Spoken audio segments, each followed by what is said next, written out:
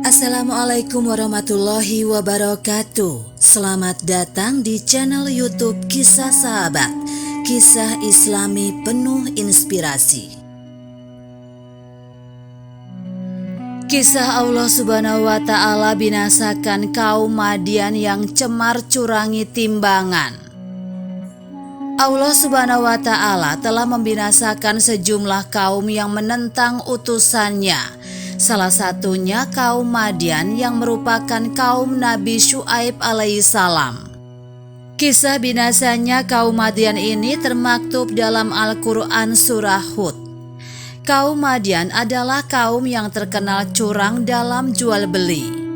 Kisah tentang bagaimana Allah Subhanahu wa Ta'ala membinasakan kaum Madian ini turut diceritakan dalam buku yang berjudul Mutiara Hikmah, Kisah 25 Rasul yang ditulis oleh Durorudin Mashhad.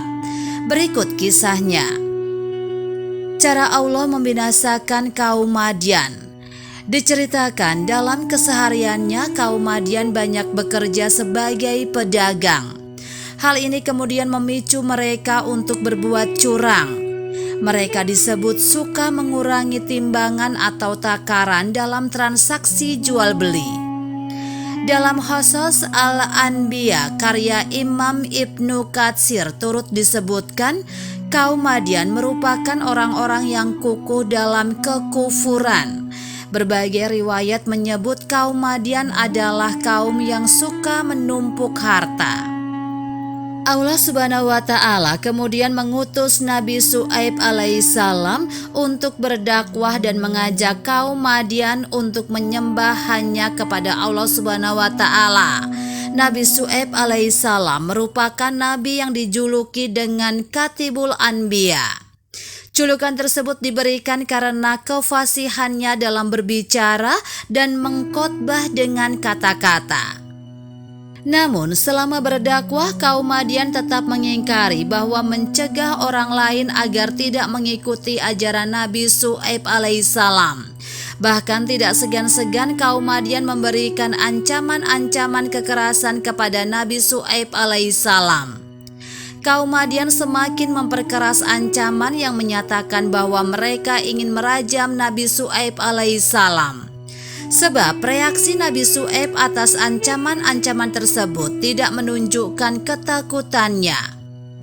Tim Anhaf Institute for Islamic Studies yang menyusun buku berjudul Ensiklopedia Amal Soleh menceritakan, Allah Subhanahu wa Ta'ala kemudian membinasakan kaum Madian yang menentang Nabi Syuaib alaihissalam dan tidak ingin meninggalkan kecurangannya dalam proses jual beli.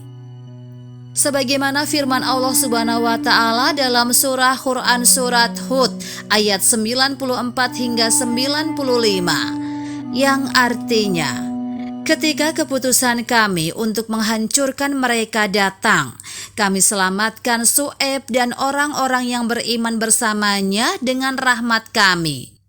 Adapun orang-orang yang zolim, mereka dibinasakan oleh suara yang menggelegar, sehingga mati bergelimpangan di rumah-rumah mereka. Negeri itu tak berbekas, seolah-olah mereka tidak pernah tinggal di sana. Ingatlah, penduduk Madian binasa sebagaimana juga kaum Samud. Menurut tafsir Kementerian Agama Republik Indonesia, Allah Subhanahu wa Ta'ala membinasakan kaum Madian dengan mengirimkan suara yang keras, mengguntur dan menggoncangkan hati setiap orang dan menimbulkan goncangan dan gempa bumi yang maha hebat.